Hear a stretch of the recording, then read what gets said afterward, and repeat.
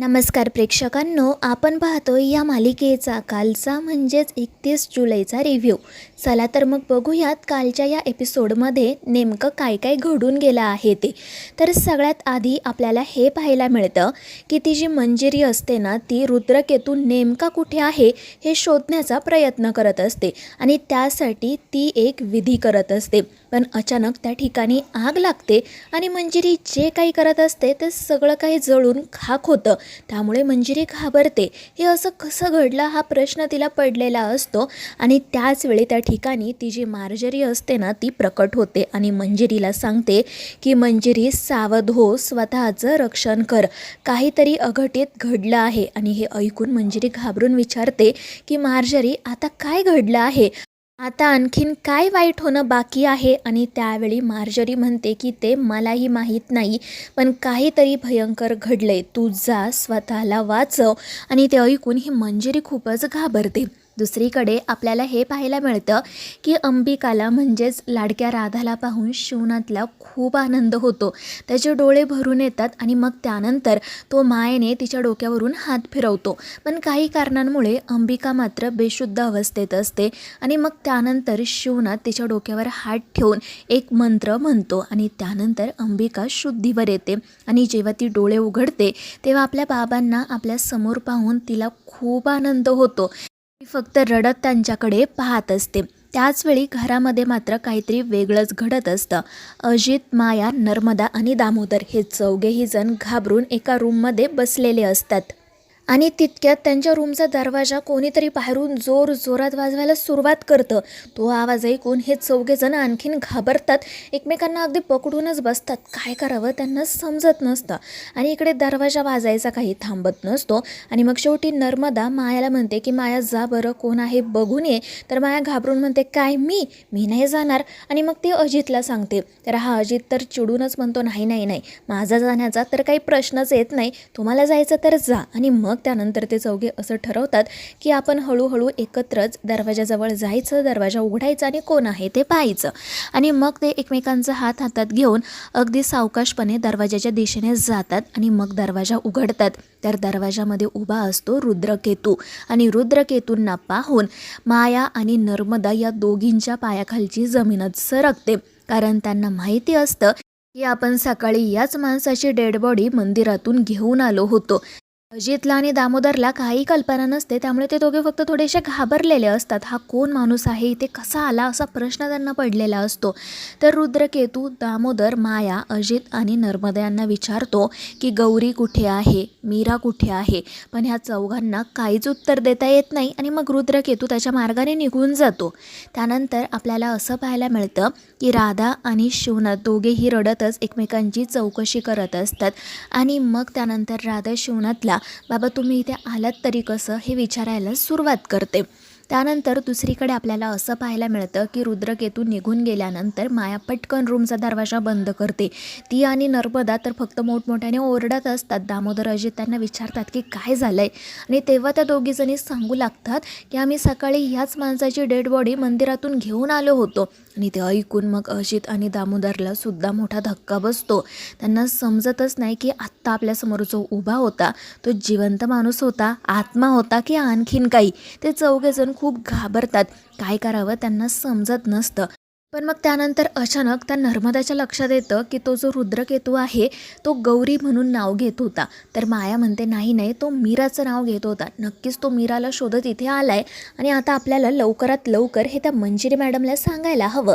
आणि मग त्यानंतर मंजिरीकडे कोण जाणार यावरून पुन्हा हे लोक वाद घालू लागतात. कोणीच रूमच्या बाहेर जायला तयार नसतं. पण शेवटी माया कशीबशी तयार होते आणि घाबरत का होईना पण त्या रूममधून बाहेर पडते. त्यानंतर ती धावतच जाते मंजिरीच्या रूममध्ये. ती मोठमोठ्याने मंजिरीला हाका मारत असते, पण मंजिरी काही तिथे नसते. तिचा मोबाईलसुद्धा तिथेच टेबलवर असतो आणि त्यामुळे माया खूप वैतागते. म्हणू लागते की ऐन कामाच्या वेळी या मॅडम कुठे निघून जातात ना, काय माहिती. त्यानंतर पुढील सीन आपण असा पाहतो की मीरा घरभर अंबिकाला शोधत असते. अंबिका कुठेच दिसत नसल्यामुळे ती बिचारी खूप घाबरून गेलेली असते. अगदी तिचे डोळे भरून येतात. ती म्हणू लागते की ताई कुठे गेली असेल, ती कोणत्या संकटात तर अडकली नसेल ना. आणि तितक्यात तिथे येतो अथर्व. तो पुन्हा मीराला सांगतो की मीरा, मी खरोखर रुद्रकेतूंना पाहिलं आहे. मला आत्ता समजतं आहे की तो माझा भास नव्हता. अगं मी खरंच त्यांना बघितलं आहे. नक्कीच काहीतरी गडबड आहे. आणि जेव्हा त्यांचं हे बोलणं सुरू असतं ना, तेव्हा तिथे ती माया अगदी धावत पळत येते आणि ती खुशाल मीराला म्हणते की मीरा, तू काय मूर्ख आहेस का गं? नेमकं काय केलं आहेस तू? मेलेली माणसं तुझा का शोध घेत आहेत? आणि ते ऐकून मीरा आणि अथर्व आश्चर्याने मायाकडे पाहू लागतात. आणि मग अथर्वच तिला विचारतो, काय बोलतेस गं तू?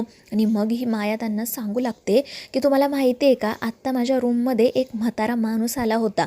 तो माणूस होता की आणखीन कोणी मला माहीत नाही, पण तो या मीराबद्दल विचारत होता. आणि तिचं ते बोलणं ऐकून मीराच्या आणि अथर्वच्या लक्षात येतं की ही माया नक्कीच रुद्रकेतूंबद्दल बोलते.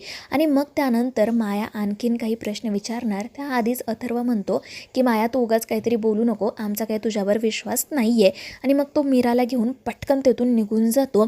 माया मात्र डोक्यालाच हात लावून बसते. पण तितक्यात तिथे येते मंजिरी. मंजिरी देखील रागारागातच तिच्या रूममध्ये जायला निघालेली असते. पण माया जेव्हा तिला पाहते तेव्हा ती धावतच जाऊन तिला थांबवते. विचारू लागते की मॅडम कुठे होता तुम्ही? मी तुम्हाला शोधण्याचा किती प्रयत्न केला माहिती आहे का? तर मंजिरी रागात विचारते की काय काम आहे तुझं? बोल, काय झालं आहे? आणि तेव्हा माया घाबरून म्हणते की मॅडम, खूप मोठा प्रॉब्लेम झाला आहे. त्याचवेळी दुसरीकडे आपण असं पाहतो की शिवनाथ अंबिकाला सांगत असतो की त्या मंजिरीला मला ठार मारायचं होतं आणि म्हणूनच तिने मला एका घोर अरण्यात फेकून दिलं. अगं पण ती ना निसर्गाला वश करू शकली नाही. त्या अरण्याच्या वरती सूर्यदेव तळपत होते. सूर्यदेव म्हणजे साक्षात माझे गुरु. आणि मग मी तिथेच तपश्चर्या सुरू केली आणि मग त्यानंतर हळूहळू मला माझ्या शक्ती परत मिळत गेल्या. पण कसं कोण जाणे, त्या मंजिरीला याबद्दल समजलं आणि मग तिने मला इथे या गुहेत कैद करून ठेवलं. मी येथून बाहेर पडण्याचा खूप प्रयत्न केला बाळा, पण ते नाही शक्य झालं मला.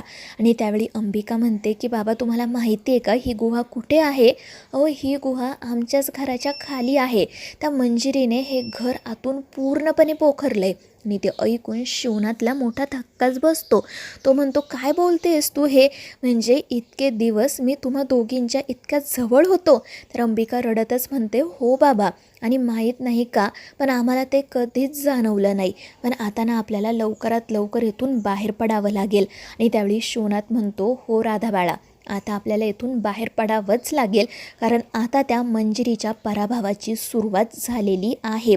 आणि तू काळजी करू नको. यावेळी मी लपतछपत त्या घरात वावरणार नाही, तर सन्मानाने सगळ्यांच्या समोर येणार. आणि हे ऐकून अंबिकाला खूप आनंद होतो. आणि मग त्यानंतर शिवनाथ त्याच्या शक्तीच्या, त्याच्या श्रद्धेच्या साहाय्याने अंबिकाला घेऊन त्या गुहेतून बाहेर पडतो. त्याचवेळी दुसरीकडे आपल्याला हे पाहायला मिळतं की अथर्व आणि मीरा पुन्हा एकदा त्या अडगळीच्या रूमजवळ आलेले असतात. मीरा पुन्हा एकदा त्या भुयारी मार्गाकडे पाहत असते. आपली ताई आतमध्ये तर गेली नसेल ना, असाच प्रश्न त्या बिचारीच्या चेहऱ्यावर असतो. अथर्व तिला विचारत असतो की मीरा, आता आपण काय करायचं आहे? परंतु मीराला काय करावं, काय बोलावं काहीही सुचत नसतं.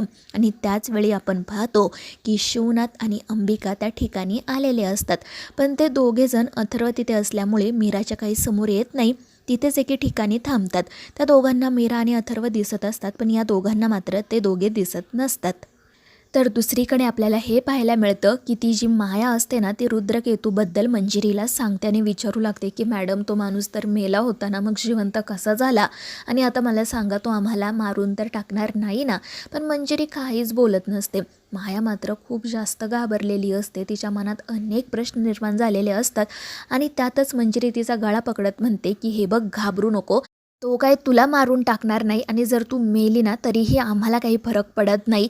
तुझा जीव काही इतका महत्त्वाचा नाही, चल निघ इथून. आणि ती सरळ मायाला रूमच्या बाहेर काढते. आणि मग त्यानंतर आपल्याला असं पाहायला मिळतं की मंजिरीला शिवनाथ तिथेच असल्याचा भास होतो. त्यामुळे ती बाई आणखीन घाबरते. तिला भीती वाटत असते की शिवनाथ आपल्या तावडीतून निसटला तर नसेल ना. तर दुसरीकडे मीरा पुन्हा एकदा तिच्या बाबांना हाका मारायला सुरुवात करते. आणि त्यावेळी ना ती बिचारी खूप रडत असते. आणि तिची अवस्था पाहून शिवनाथला वाईट वाटतं. त्याला त्याच्या लेकीला भेटायचं असतं, तिला जवळ घ्यायचं असतं. पण अंबिका त्याला समजावत म्हणते की बाबा प्लीज, थोडासा धीर धरा. अथर्व इथे आहेत, आपण मीरासमोर असं नाही जाऊ शकत.